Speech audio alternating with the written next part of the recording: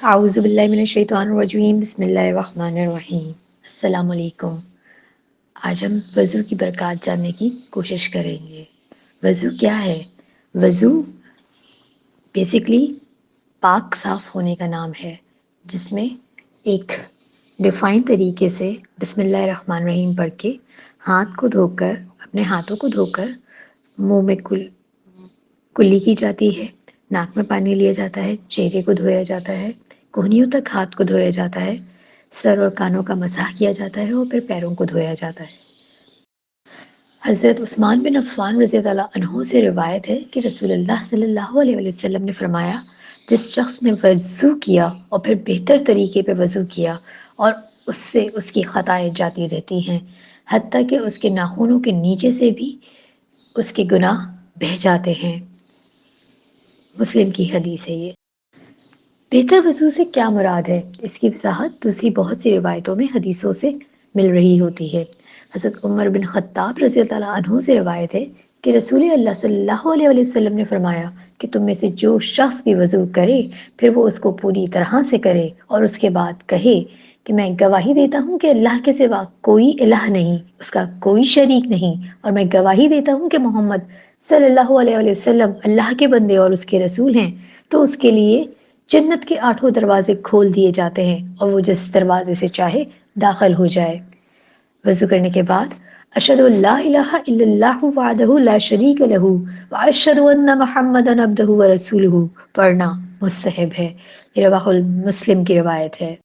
اسی طرح سے ایک اور حدیث میں ہے کہ جب کوئی شخص وضو کرے تو اس کے بعد یہ دعا پڑھے کہ خدایا مجھ کو توبہ کرنے والوں میں سے بنا اور مجھ کو پاک صاف لوگوں میں سے بنا۔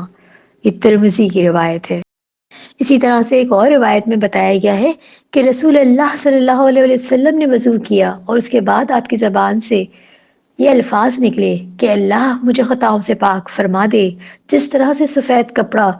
دھو کر میل کچیل سے پاک کر دیا جاتا ہے۔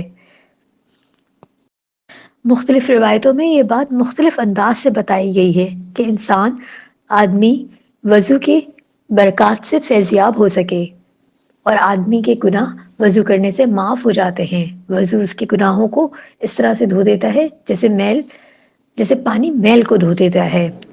وضو اس کے گناہوں کے میل کو دھوتا رہتا ہے یہاں تک کہ وہ اپنے رب کے پاس اس حال میں پہنچتا ہے کہ وہ بالکل پاک صاف ہوتا ہے اور اس کو جنت میں داخل کر دیا جاتا ہے۔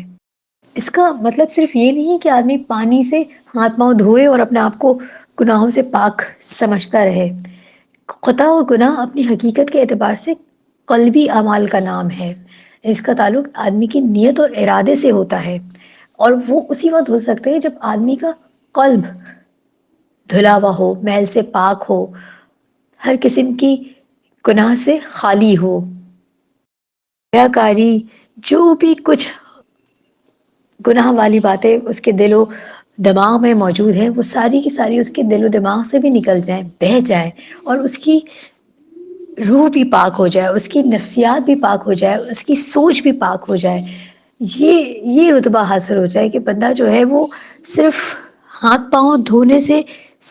صاف نہیں ہو رہا ہو بلکہ اس کی روح، اس کا ذہن تک جو ہے وہ پاک ہو رہا ہو۔ وہ ساری آلودگی جو کہ انسان کو گناہوں میں ڈال رہی ہوتی ہے، گناہوں میں مبتلا کر رہی ہوتی ہے، وہ سب کچھ اس سے، وہ سارے اثرات زائل ہو جائے، انسان کا دل پرسکون ہو جائے، ذہن صرف ایک بات پہ مرکوز ہو کہ وہ پھر اپنے رب کے سامنے عبادت کے لیے آ رہا ہے، وہ اپنے رب کے حضور کھڑا ہے۔ ایک شخص جس کے دل میں اللہ کا خوف اور آخرت کی فکر ہو، وہ جب وضو کرے تو اس کے اندر اس کے سارے اندرونی احساسات اس کے وضو کرنے سے ایک کنورٹ ہوتے رہیں کہ وہ اپنے رب کے حضور کھڑا ہونے والا ہے۔ اس کے اندرونی احساسات کے اثر سے اس کا وضو ایک روحانی عمل میں تبدیل ہو جائے اور اس کا مادی عمل اس کی روحانی کیفیات کے ساتھ مل جائے پھر، یعنی اس کا ہاتھ وضو کے ظاہری عمل میں مشغول ہو اور اس کا ذہن دعا اور ذکر کے باطنی عمل میں، کہ مطلب اس کے ذہن میں یہ چل رہا ہو کہ وہ ہاتھ دھو رہا ہے تو اس کے ہاتھوں سے ادا ہونے والے یا کبھی اس نے جو غلط کام کیے ہیں وہ ختم ہو رہے ہوں، مطلب وہ ان کو دوبارہ نہ کرنے کی کوئی بھی جو غلط کام میں مرتکب ہو، آنکھوں کے، منہ کے، پاؤں سے، ہاتھوں سے کرنے والے اعمال میں جو مبتلا ہوتے ہیں، ہر کوئی اپنی زندگی میں کوئی نہ کوئی ایسی باتیں کر رہا ہوتا ہے، انٹینشلی اور ان انٹینشلی. تو وہ پھر اس کے وضو کرنے کے عمل سے اس کا ذہن میں یہ بات آ رہی ہو کہ وہ اب یہ کام دوبارہ نہ کرے، یا اللہ تعالیٰ اس کو اتنی ہمت دے کہ وہ اس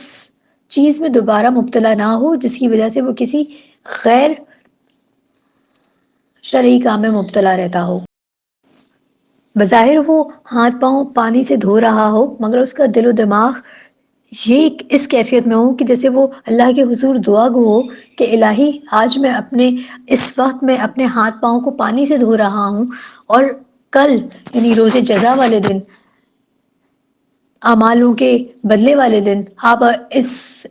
میرے اس جسم کو، میرے اس خاکی وجود کو اپنی رحمت سے دھو دیجیے گا. یعنی اس جسم کو میں دنیا میں مادی اعتبار سے پاک کر رہا ہوں، تو قیامت کے دن اپنی رحمت، اپنی مغفرت کے نورانی غسل سے پاک کر دیجیے گا. جب ظاہری وضو کے ساتھ باطنی وضو مل جائے تو یہی وہ وضو ہے کہ جس کے بعد ایک آدمی کے لیے جنت کے تمام دروازے کھول دیے جاتے ہیں، اور اس سے کہہ دیا جاتا ہے کہ تم میں سے جو چاہے جس دروازے سے چاہے داخل ہو جائے. جسمانی وضو جسم کی پاکی ہے، اور روحانی وضو روح کی پاکی.